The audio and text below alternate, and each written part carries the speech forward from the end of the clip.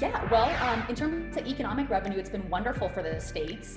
Washington State last year generated, I believe it was $397 million in excise tax revenue in just 1 year from sales. And with COVID, the state deemed us essential. We were an essential business because we generate so much revenue for them.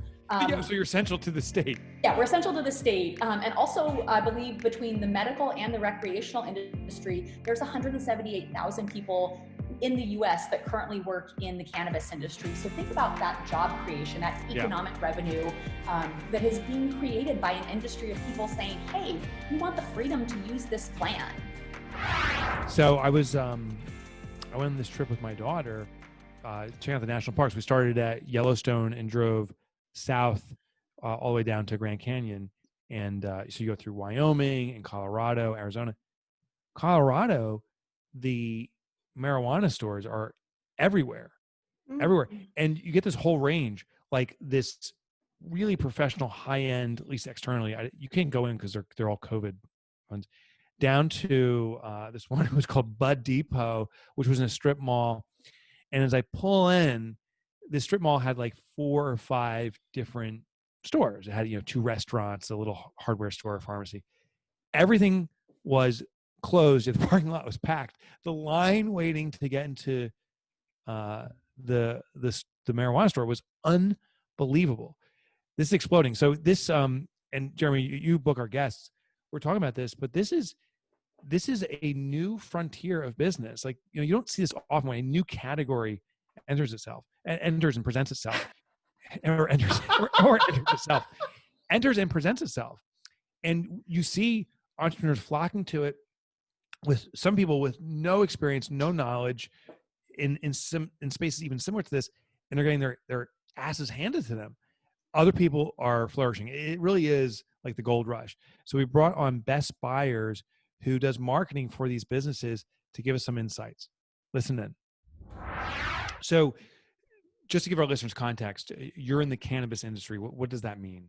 Yeah, I work in the cannabis industry. I own a digital marketing agency. So we do everything from photography, videography, social media strategy, development, implementation. We also do web development, blog with SEO, email marketing, kind of the whole digital realm. Okay, so anything that gets the word out, but you said implementation, what does that mean?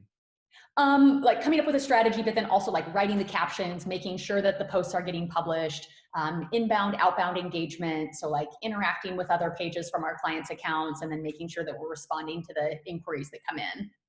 Okay. And cannabis comes in 2 forms. There's medical applications and there's recreational. Are you Yes. promoting, or do you market both? I do market both. And even in the rec market, obviously there's still a lot of people that use cannabis for medical purposes. But just the way that our industry is set up now, because we are recreational, it's shifted some of the laws that we had prior when we were medical, that kind of thing. Okay. So when I heard your story, it's like, we got to get you on because of something I never anticipated. You're getting shut down? Yeah. So Instagram, their terms of service are really vague, and they say that even if something is legal in your state, if it's still federally illegal, that can violate their terms of service. So about 2 years ago, I had my Instagram deactivated and reactivated 9 times. And Instagram never gave me any clarification as to why my account was deleted. They just kept taking it down. So I never really got any feedback why, but I theorize that in my bio, I had email for business inquiries because so many people send me DMs about photo shoots, that kind of content, partnerships. And so I just said email for business inquiries. But I think Instagram came out with a new algorithm or some sort of like AI that when they were going through and seeing the weed content with email for business inquiries, then they flagged my page as a sales, like trying to sell pot. Oh, I see. Because as soon as I took that out of my bio, I didn't have any issues. Okay. But this is peculiar. So what's so interesting to me about this industry, this is the Wild West. This is probably the biggest movement of a mass accepted product that's always been, it's always been around in gray law with medicine. People are using it for other reasons. It's always been on the black market, trying to legalize it. I guess this is like since Prohibition, the biggest researches this, but it seems like no one really knows what's going on, and there's conflict, and you're caught in the crossfire. Yeah, that's definitely a good way of putting it. I mean, I think a lot of people, we just want clarification from big tech.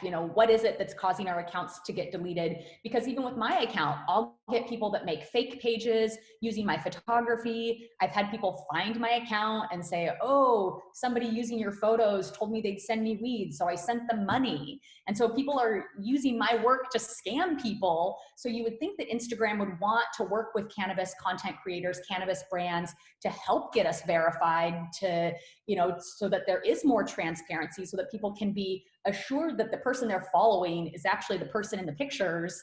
But no, they don't do that. They don't write us back. They don't give us any clarification. It's very vague.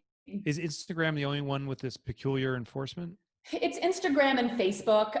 YouTube has also been that way. They took down content creators. One of my favorite content creators, they took him down at over 100,000 subscribers. Then they brought him back. Then they took him down again. And again, never gave him any reason why. Yeah. Okay. So so that's really tough to do business on those parameters, because I presume you're making promises to your clients. Here's the exposure we'll get for you. Here's what we'll do for you.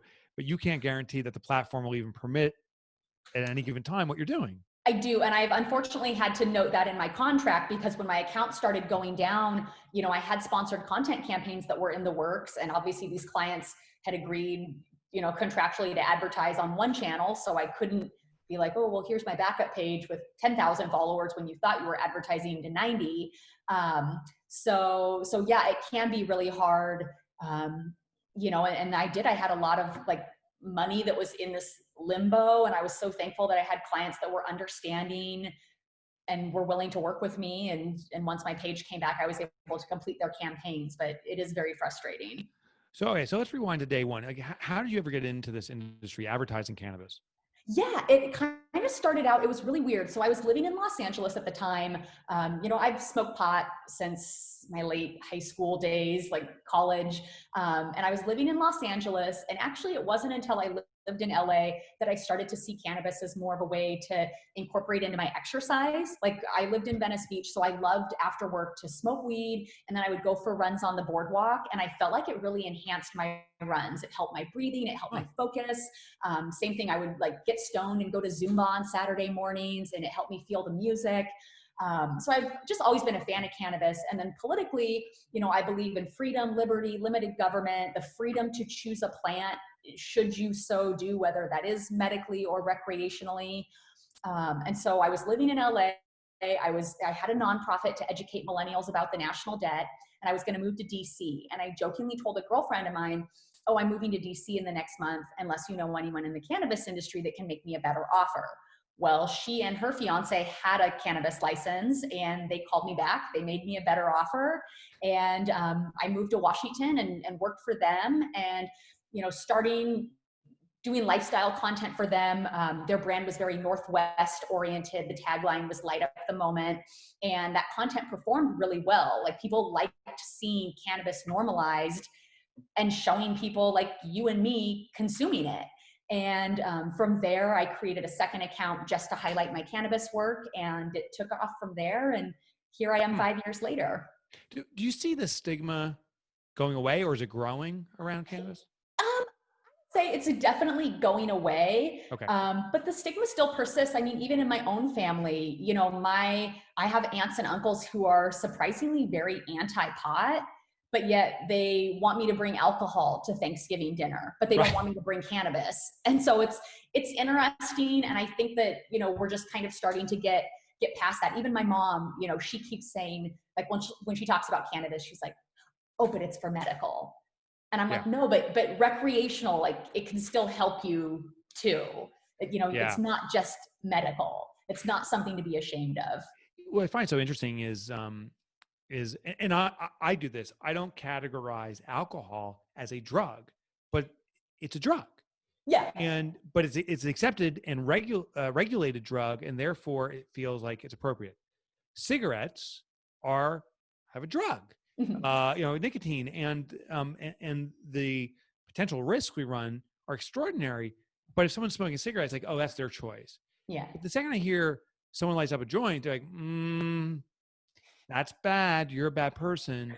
Um, and it's interesting that even though it's becoming legal in these different states, it feels like there's still this divide, is a polarization of people. So if that's true, that context is true, how do you advertise and how do you market a product where there's some people that, well, maybe it's almost like politics, some people hate and some people love, like how do you market into that kind of polarized community? Just normalization, showing people using cannabis in everyday settings. The cannabis industry as a whole, I think on social media, we're trying to get away from that kind of overconsumption that I think sometimes Instagram tends to prioritize. Like they'll Yeah. get tons of views for a video where they take 100 bong rips, but that's not normal, and nor is that healthy. So for me, trying to normalize that, it's showing people of all ages using products in my marketing materials, showing people integrating a joint into their dinner party or with a grandparent, or exercising or with nature, showing active, positive consumption versus like, I'm going to smoke a ton of weed in my basement and then eat a bunch of food. But it's funny as you say that, right? So you say it like it's so fluid for you, but I'm hearing them like smoking some ganja with grandma. Like, And I have. are you with And my here's grandma? Yeah, and cannabis is a bronchial dilator, so it helps open your airways. There's a lot of positive benefits. My grandma she's 90, and it seems like just in the last couple of years, she suddenly has revived this late night desire for like one cigarette before bed.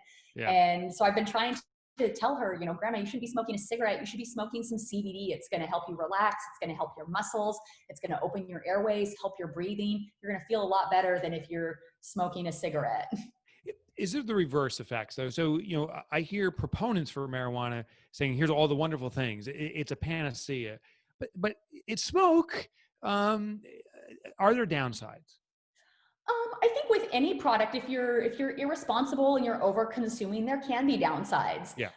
It's all in responsible consumption, and part of that too for me is looking for farms who I know are pesticide free, they're sustainable, they're growing properly, and that's something that I actually really worry about with the kind of the commercialization of weed. Is you have people that are getting into this industry that just see it as a cash crop, and so they see it as, spray whatever on the plants, feed them whatever, just make sure you get big yields so that you make a ton of money.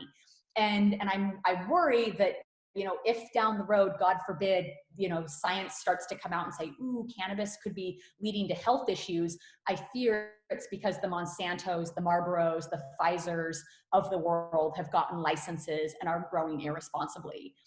One of the clients that I work with, he grew medically for his dad who had stage 4 thyroid cancer.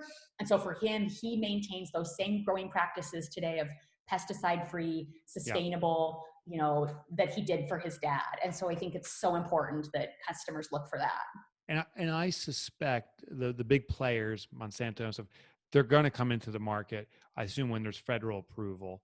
But this is true in every industry. You have the early innovators, that's the small businesses, and then the big players come in because it is a cash crop. Is there a way, is there regulation, or are there things happening, or is there a movement from consumers, because consumers can dictate what suppliers provide, to make sure that it's as safe as possible, and those controls, are they being put in place? Yes and no.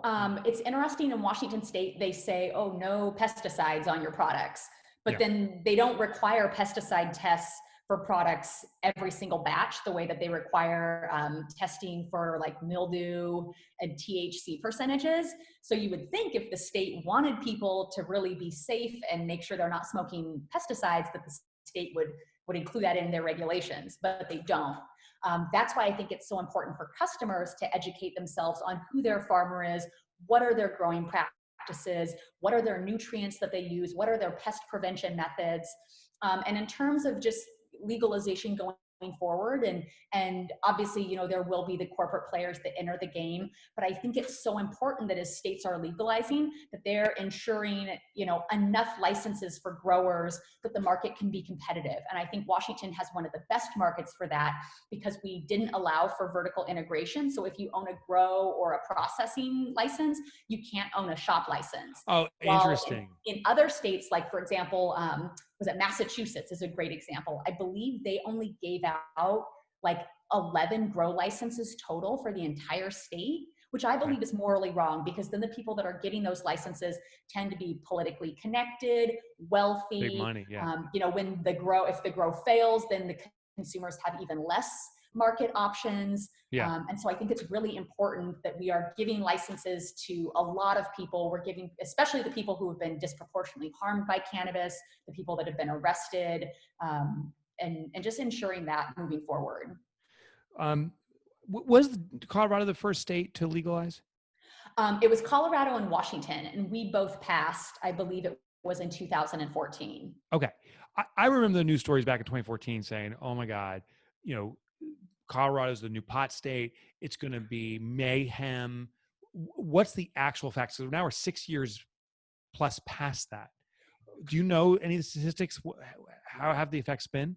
Yeah, well, in terms of economic revenue, it's been wonderful for the states. Washington State last year generated, I believe it was $397 million in excise tax revenue in just 1 year from sales. And with COVID, the state deemed us essential. We were an essential business, because we generate so much revenue for them. Yeah, so you're essential to the state. Yeah, we're essential to the state. And also, I believe between the medical and the recreational industry, there's 178,000 people in the US that currently work in the cannabis industry. So think about that job creation, that economic revenue that is being created by an industry of people saying, hey, we want the freedom to use this plant. Yeah. And what about, I'm just thinking, crime, has it increased crime or decreased crime? Do you know any of that stuff? Oh, I don't know statistics about that. I Yeah. do know in Washington State, because it's such a cash-based industry, that has caused some crime for the shops. Sure. There are shops that are getting robbed at gunpoint because the criminals know that they're cash only and they're a gun-free zone. So what better place to come and That sounds rob than a perfect. place that's all cash, like tens of thousands of dollars in cash, if not more, and no one has a gun. And so that's what's concerning to me, is that we need to have some changes to banking, allowing people to protect themselves so that kind of stuff doesn't happen. And then I remember other arguments too, saying, well, productivity is, everyone's going to be stoned. Everyone's going to be sitting at home with the munchies and not working. There's going to be this great economic decline on people that are taking weed or smoking weed. I don't think that's happening. I don't know if you have any knowledge on that. I don't have any statistics about that. I know that in Colorado, they released a study a couple years ago that had found that opioid use had declined. And I know just myself, through working with veterans, some of the businesses I've worked in, our veteran community has been immensely benefited by the legalization of weed. Veterans who have been forced to take a cocktail of pharmaceuticals every single day are now able to just smoke an indica before they go to bed at night.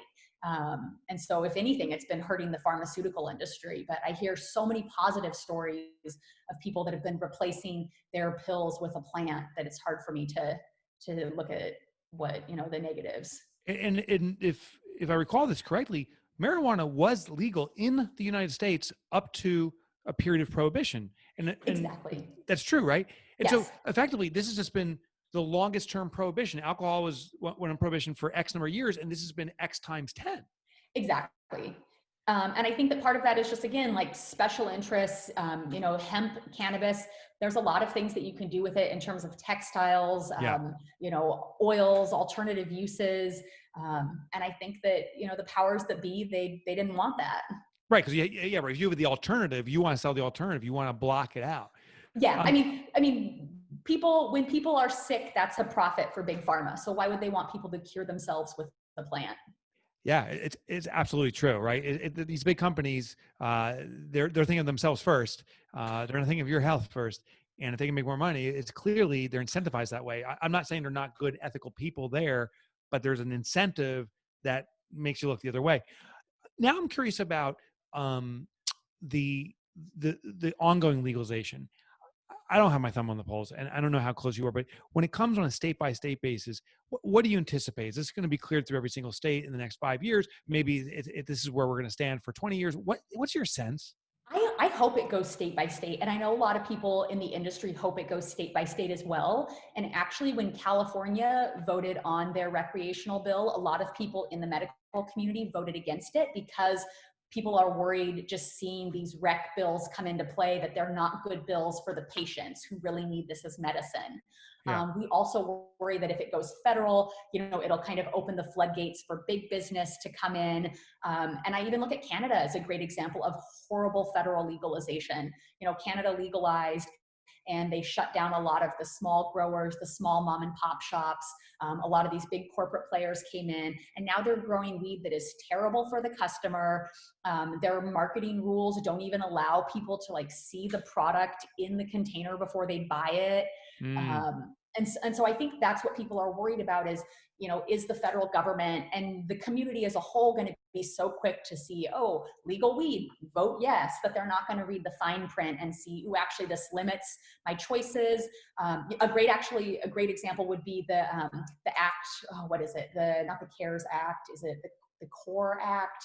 Whatever the cannabis legalization bill is that I believe was it Kamala Harris, Cory Booker, a couple other people are pushing this cannabis legalization bill. Mm-hmm. But then if you read the fine print, it includes a 5% tax on all products sold, which is going to make the products more expensive to the very people who need them. And then if you read further into the fine print, you're going to see that money, it's not going to the community. It's going to the Attorney General Department to then go to government bureaucracies to kind of trickle down and distribute. And so right. So the money comes out of the population instead of being distributed. They put it back in the very top, and it kind of funnels through, and they get a little drop. Yeah, welcome to government. And Washington State is a great way like that as well. Is I believe is it 15% of our total excise tax revenue actually goes back to cities and counties.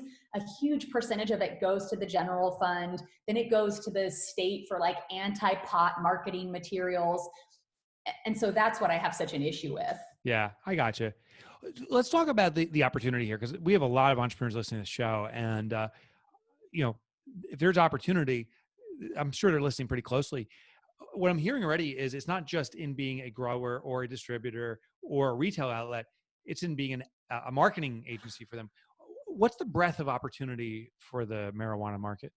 Oh my gosh, there's so much opportunity. I mean, I am seeing people, myself included, if you had told me 5 years ago that, oh, you're going to have a cannabis marketing agency, that's a job that didn't really exist. Yeah. And now you're having ceramic artists that are suddenly turned into, international bong makers, or, people that are, for a good example, delivery drivers. Yeah. All these producer processors need to get their weed to their shop. So now you have your delivery drivers in their, bolted up vans delivering product. You have lawyers that are now cannabis specific lawyers. You have lawyers that are now cannabis tax specific lawyers, or cannabis accountants. So really, I tell people, if you want to get into the industry, think about what it is that you're passionate about. What do you love? What do you want to do? And how can you provide value to the industry? Because I see a lot of people who they just want to get into the industry and they think having a lot of money, getting a license, that's instant right. Millions. But that's not it. You have to be authentic. You have to have a story. People want to support people who are doing it right. And so I think if you come into the space and you're genuine and you're trying to improve the industry, people will see that and support you. Yeah. And my daughter and I actually just toured through Colorado. We were going to all the national parks, starting in Wyoming. We drove down, we went to the Rocky National, and it was interesting. Colorado's legalized and there were shops everywhere. But it wasn't, it was all these individual standalone stores as opposed to a big conglomerate, which means each one needs their own marketing campaign. Each one needs their own security and transport and all these different systems. So it does sound like it's a big opportunity, but there's for every upside, there's always seems to be downsides too. As we experience legalization, as it expands, have you seen any downsides, any significant risks, reasons to avoid this industry? Yeah, I wouldn't say reasons to avoid, but I would say some of just the downsides would be 280E.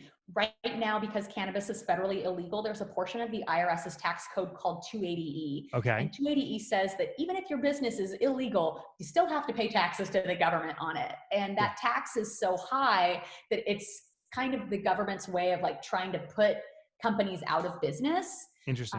Same thing with just the taxes in general at a city level, like in Seattle, the city of Seattle, in order for you to do business within the city of Seattle, whether it's basing your business in Seattle or even selling your products in Seattle, they've increased the licensing a few $1,000s a year, which has a really negative impact on small to medium sized businesses. And so I think kind of one of the problems is that government greed, government sees cannabis as a huge cash cow for them, Yeah. but some of the taxes, in my opinion, are detrimental and they actually put people out of business when in reality, you want people to be in business because then they're creating jobs, they're creating revenue. Right. And It fuels the economy, right? And so yeah, personal income tax. So the government wins because people are being employed. exactly. So one of the risks I'm hearing now is because the government regulations are so they hit you in the mouth with the fees and so forth, but also it sounds like it's still actively changing. We don't know uh, what the federal law is going to be. So still sounds like a pretty big risk to me, at least in being in the supply side, growing, supplying, or retailing. But it sounds like for you, low risk or lower risk. No, not entirely, because Okay. sometimes when the government increases those regulations, because of 280E, my services companies don't get to write those off on their taxes. And so when government eats into my clients through increased taxes, increased regulations, a lot of companies marketing is one of those things that has to get cut because people think, oh, well, I can do my marketing myself, or I guess we'll try and keep the business afloat. And then once we get more money, then we can market. And so it's one of those things about like that balance of, you need marketing to sell your product, but also you need to sell your product to afford your marketing. So, hold on, so that's fascinating. So I didn't realize this. If I distribute marijuana or I sell it, I got a store and I hire you as my agency to help me promote my goods, I can't use what I pay you is not tax deductible because on a federal level, it's not legal. Yes, On a correct. state level, it is. That is so bizarre. Yeah. And so for me, I feel really, really appreciative of the clients that I have because to me, they're saying that like the value you provide is so much to us that that tax write off, you know, It's yeah. Who cares? We'll lose the 30%. So let's talk about kind of the unjustness, perhaps is the right word, or maybe it is just, but with Instagram and Facebook in shutting you down at times and kind of waffling. You did an experiment that just blew my mind. You researched out pedophilia and how it's being promoted and found that there's more acceptance, at least this was my interpretation, yeah. for pedophilia on Instagram than there is for marijuana. Is Absolutely. And what's crazy is it all started because I had a woman send me a page that she found. And she was like, how do these pages get to thrive when the cannabis industry is being shut down? And it was like, I mean, I don't even want to describe the pictures that were on there. It made me sick to my stomach to think that these pages exist. And then once you see the page and you see who follows them, you fall down this rabbit hole of like borderline child porn that's on Instagram. yeah. And it took Instagram almost a month to delete the accounts that I had reported. Yeah. And you had to report them. Yeah. Yeah. But That's yet they're taking down legal cannabis accounts and not giving us any explanation why. right. So what I'm assuming is there's some algorithm that says, oh, that looks like a marijuana plant. Shut it down and figure it out. Yet borderline child pornography, it sounds like, well, who are we to judge? And maybe this is a very rough interpretation, but it's just interesting of where the enforcement's going. Is that money backed? Do you feel that Instagram, if they're at greater risk of not shutting down you because the government, the federal government will come after them? And hey, if some scumbag gets away with some child porn, we're not going to get a slap on the wrist. Do you think that may be an influencer? Yeah, and I also think that there's a lot more people that are involved in child porn and child trafficking than people want to realize. The FBI released a statistic that said 1 in 100 people are pedophiles, and so those people aren't just low-level grimy people. That's people in all positions, people Wow. with money, people in all places that we don't like to think about. Yeah. So we want to brush on the rug. I remember there's that major case. I think it was Jeffrey Weinstein, and actually, please don't call me that because I may be thinking of the wrong name. But there was a pretty high profile person who was trafficking women through his organization. I think he committed suicide. And it's so funny that story, funny in a sad way, it just gets brushed aside. It didn't start this investigation of what is the big systemic problem. Yet with marijuana, it seems like a big story breaks, and people just kind of splinter in and dig deeper and keep on digging in. Yeah. I mean, exactly. People don't want to talk about things. It's easier for them to target a plant than pedophiles Oh, that are in high level that's a great positions. observation. That's a great observation. So, so fast forward. Let's go 10 years from today. What's the best outcome for this industry, and what's the worst outcome? What do you think the two extremes that we could be at? And we'll probably end somewhere in the middle. Oh gosh, I would say the worst outcome would be that we have federal legalization with a tax, even a 5% tax on it, that then goes to the Department of Justice or the Attorney General. My big fear would be with federal legalization that, you know, the Monsantos, the Pfizers, those kinds of people get licenses. They put the small farmers out of business.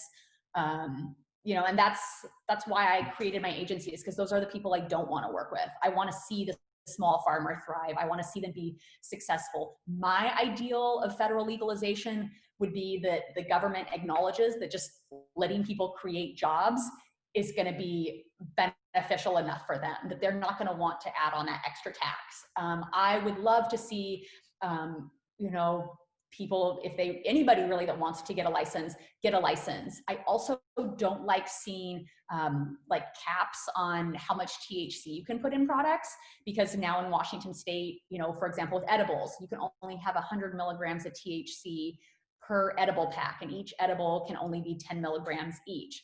So that hurts, for example, the cancer patients, or, you know, people that want higher doses because they're really in a lot of pain. Mm-hmm.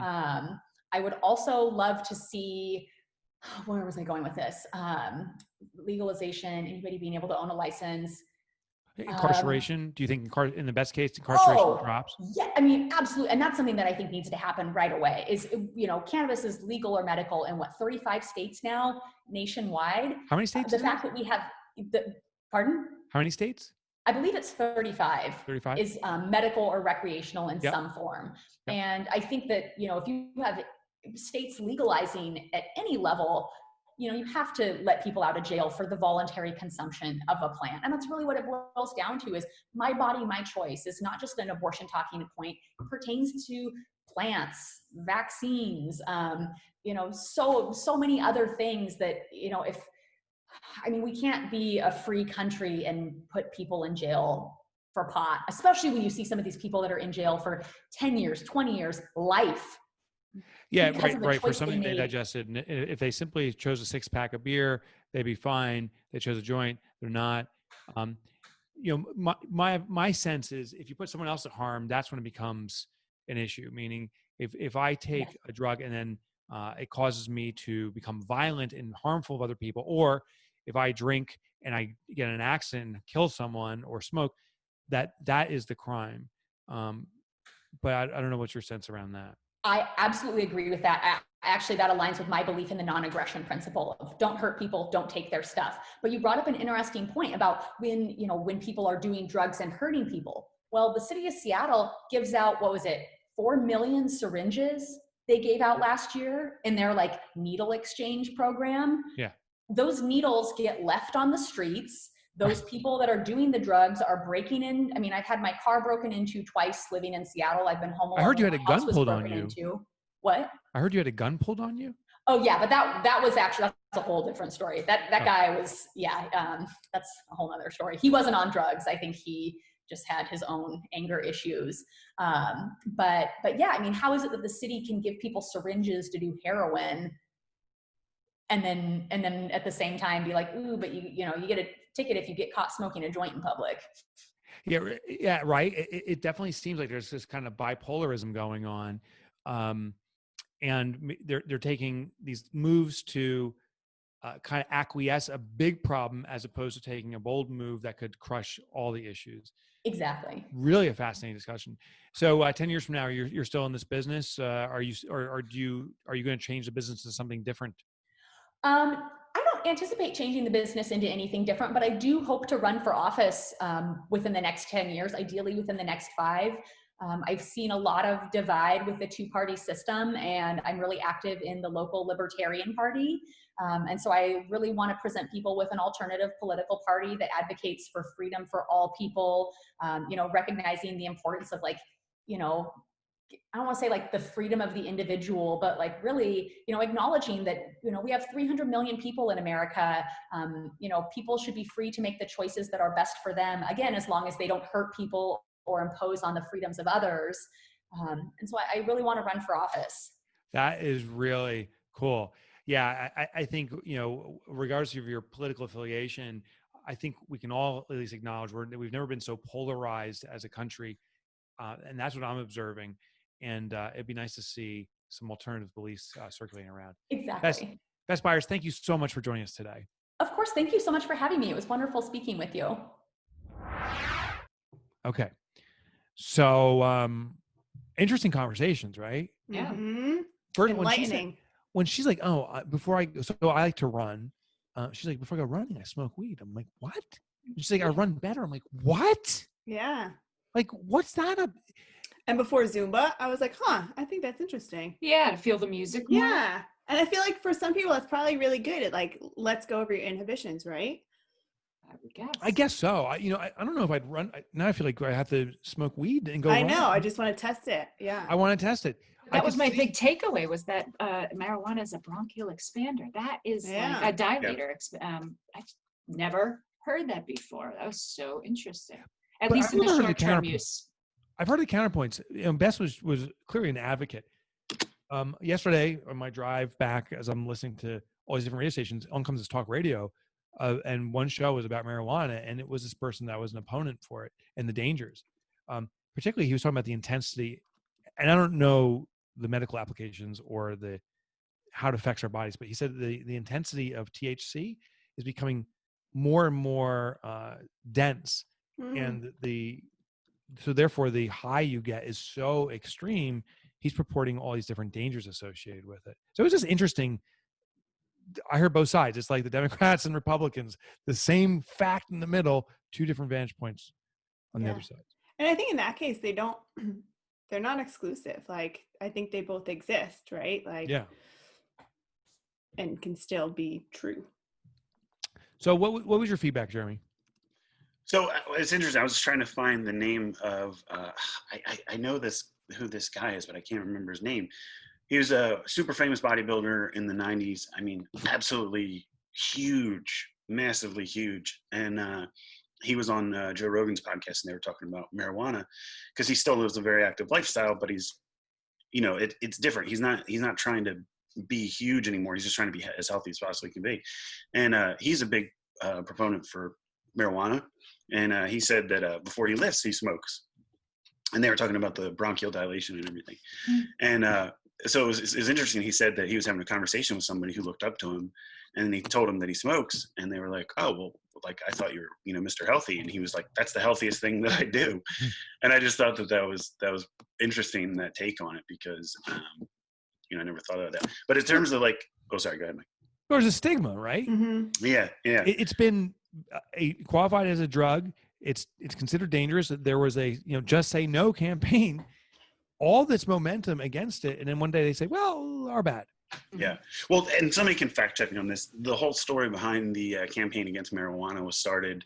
It was a propaganda machine, because it had something to do with a media company, and It's the paper industry. Yeah, the paper industry. He was worried So that it was like Hirsch or Pulitzer, one or the other, basically, because if they introduced hemp is a better alternative to producing paper than wood, and they had investments in the logging industry. Yeah, but I just think that I think that nobody expected that this was going to be as big as it is, and there's so much money that can be used for good, and so I really hope that if all the states end up legalizing it, it becomes this mechanism to evoke change in a good way in terms of education, in terms of like stopping the war on drugs, because it's a money pit hole that we just keep throwing money in. It's not doing anything. And so I think that, you know, if it's allocated properly, that this is a really, really good thing for the economy. It's a really good thing for the country in general. But I think it needs to be used in the right way. Yeah. I thought she brought up really good points in terms of the way the taxes work, and that I had never really heard talked about. Like that whole the taxes then going to the Attorney General and potentially the Department of Justice. And so I think we do need to be super aware of these bills that are getting passed.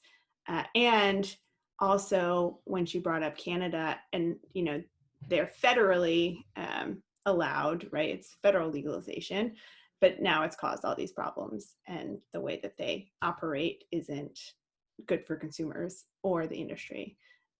So I thought that those were good kind of cautionary tales for us to be really considerate of as we move forward. Eye-opening, definitely. Yeah. I like too how much, Mike, you were talking about this, the opportunity that exists for business with this, like things I didn't think about, like lawyers and transportation and writing, and there's so much that could come out of this. Yeah, I don't know if you heard the stories, like, you know, in history class or whatever, they would say that, you know, the gold rush, the money was made by Levi jeans, right? It was all the ancillary support stuff was where the real money was. What I found interesting is that there was more effort, at least according to Bess, to squash marijuana than pedophilia. Yeah. Yeah. Right? I wrote that down too. I was like, oh my gosh. Now, first of all, pedophilia, the definition, how she was defining it, and a legal definition may vary, right? So as I heard this, like, oh, it's her definition. Perhaps, right? So I don't think there's, it may be indicative of, but not explicit, where the marijuana, maybe it's a much more clearer line. But regardless, what was fascinating to me is that marijuana is something that you can vehemently oppose, and pedophilia is something you just want to actually put under the rug and not talk about, and how it manifests in the controls from these companies. I really thought that was an interesting insight. Yeah. And I thought even that an algorithm like that exists to that degree was enlightening to me. I didn't realize that it could automatically kind of shut down accounts like that based on computer information, as opposed to this, you know, being reported and then somebody looks into it and closing down an account. Right. I think that's a really good thing to know and be aware of. Yeah, I think that, and then just ties into, I mean, that's a whole separate conversation, is the control that social media companies have, which, you know, they have a huge responsibility, and, you know, you can argue that they're not doing a very good job with that responsibility at this point, because their priorities are on making money and not, you know, making sure that the content is what they want to be putting out there, you know? Yeah. I do want to make one correction. In the show, I think I said Jeffrey Epstein. I meant to say Jeffrey Weinstein. So just note that if you decide to Google that person. We do want to know what you thought about the show, so please rate some reviews. I didn't forget the trivia. I think you're right on the Epstein, Mike. Yeah, I think you said Harvey Weinstein, and I think you meant Jeffrey I'm Epstein. sorry. I'm sorry. Yeah. Right. Yeah. I did say Weinstein or Weinstein. I did mean Epstein. That's correct. So yeah. So thanks for correction. Correcting. And in my notes it says I messed up Weinstein. Well, both of them are horrible people anyway, so I don't think it doesn't really make a difference. God, yeah. What's the other? The Wiener is the other one, right? Oh yeah, Jeff Wiener. What other wieners are bad? He was the politician. The politician. Yeah. But what was his first name? Is it Jeff? No, Anthony Wiener. Anthony Wiener. Yeah. Anthony Wiener. But there's no other bad wieners that I can think of. I like how you repeated that joke again because people didn't react to it the first time. I can't think of any other bad wieners. There's a reason nobody reacted to it the first time. So let's go on to the trivia question. You ready for the trivia? All right. So what's the trivia topic? Well, pedophilia. yeah, because that's what I wanted to research, right? I wanted to look that up. I would say the FBI knocking. I my would say door. it's not on marijuana. I would say, well, maybe it is on marijuana. I think it's more about social media. That's my guess. No, it's marijuana. It's on marijuana. The one time it's blatant. Yeah, you pick up the most random thing. Well, it's something I like that relates, it keeps us on our toes. Yeah, it relates to the guest. Okay, so question number 1. Research has proven that compounds in marijuana can stop aggressive types of this disease. Is it diabetes, dementia, or cancer?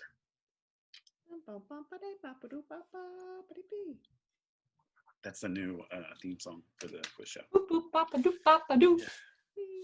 When you went on your date, Kelsey, did you drop that at all? I don't think I did. Although I tend to do it involuntarily, so. It's like a nervous habit. Yeah. Yeah, but as long as you didn't do it on your first date with that guy, because he's like, oh my God, is this a woman I or think a it's like robot? her transition song. Like, so when she's switching screens when we're having like a meeting or something, there's generally a little beep, bop, beep, boop, boop, Yeah. beep, But you know, beep, he's like, this is an amazing date. She's amazing. She's beautiful. She's a robot. and then the first course of dinner gets served, and she's going beep, bop, boop, boop, boop, boop, as the plates get put on the table because they're transitioning. So they tell us, like, I have to go sleep now, and she turns the switch off and like, meh. Okay. All right, There's a movie called She, I think, or Her. Yeah. Yeah, that was a good movie. What is it? She or her? Now I need to Was find it it. Joaquin Phoenix? Joaquin Phoenix, yeah. He falls in love with an operating system. With a computer. So a guy falls in love with a computer is. Those movies always. To freak be me out. fair, though, it is Scarlett Johansson as the computer. So Oh, I yeah. mean- Who wouldn't fall in love with a computer like Scarlett So Johansson? Joe. a voice. her voice is great. She has a great voice. Yeah. All right, question number 2. Marijuana is the fastest growing industry in the United States since 2015. If legal in all states, it will be bigger than what industry? The fast food industry, the organic food industry, or the sporting goods industry? Oh, What was the first option again? Fast food First, industry. wasn't it the? What? fast That was food? the first option. Yeah, Yeah. fast food was first. Organic food is 2, and then sporting goods is 3. I already have a complaint about that question, depending on what the answer is. If you answer one way, I can prove that it's wrong when you answer it. But that's just my mind's going. So Oh, great. Okay, good. Thank you. Something to I'm look glad. forward to. I'm glad my trivia is appreciated. All right, question number 3. Where does the term Mary Jane come from, referring to marijuana? Is it a derivation of the Mexican pronunciation of Mary and Jane? Is it because the shoe named Mary Jane was where joints were commonly hidden? Or was it from the Spider-Man character Mary Jane used as a code for looking to buy marijuana? Okay. All right. You guys ready? Yeah. Okay, so number 1. Research has proven that compounds in marijuana can stop aggressive types of what disease? Dementia? Cancer. Cancer. It's cancer, yeah. Really?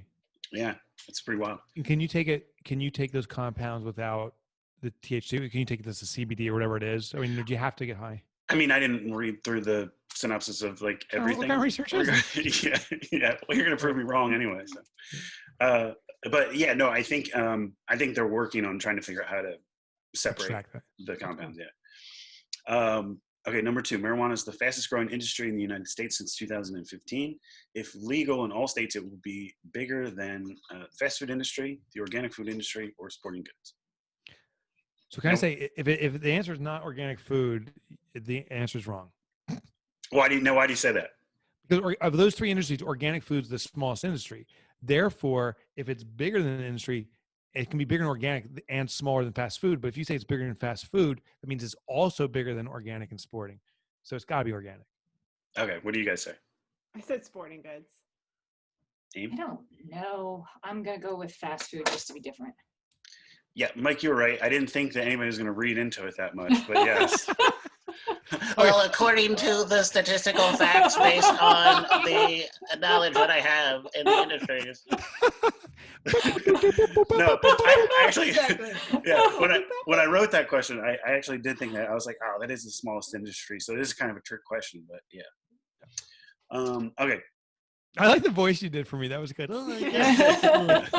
It's just like a generic nerd. Yeah, the root derivative of the. Yeah. Well, in my third book, I wrote about an industry that was larger. All right. So the term Mary Jane comes from referring to marijuana. Is it a derivation of the Mexican pronunciation, named after the shoe because joints were commonly hidden in them, or from the Spider-Man character? I said from the pronunciation. I'm saying from the pronunciation too. I said it's a derivation also. Yeah, it is. Yep. And I did not know that. I'm surprised. I don't know if that's common knowledge or Well, what. I just thought it was like marijuana.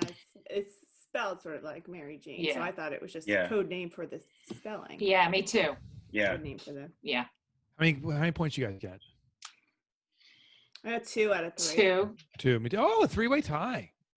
but I got So 0 on the last. I'll have to start including a 4th question to that to throw off the tiebreakers. The tiebreaker. Yeah. Mhm. Well, it may not be a tiebreaker. Only if we have a tie, then there's a 4th one prepared, is what he's saying. Oh, Yeah. I got you. Yeah. And the Thank you for first person, translating. the first person to answer it right has to win or something. Because what if we all answer it right? Then there has to be a 5th tiebreaker, and then a 6th, and Yeah. a 7th, Keep going, Mike. Yeah. and an 8th. What if it's a time thing where it's the first person to shout the correct answer? what I'm Yeah, saying. like we need a buzzer. Yeah. Yeah. There you go. And then you say it. Thanks for demonstrating a buzzer does. I always was curious. I knew they made that buzz sound. I didn't know they made that face. They do. All right, guys. We hope you enjoyed this show. We love making them for you. Do you love the deep dives? Do you like going into these businesses and getting insights that you wouldn't typically get on the traditional, here's the 3 tips type of show? We want to know. What's one of the topics you want to hear? So email me at askmike@mikemichalowicz.com. Tell me what questions you have or suggest a guest. We want to hear. And don't forget to subscribe. So whatever podcast you're listening on, subscribe now. Please give us a rating and review. We'd appreciate it. And we'll see you next week.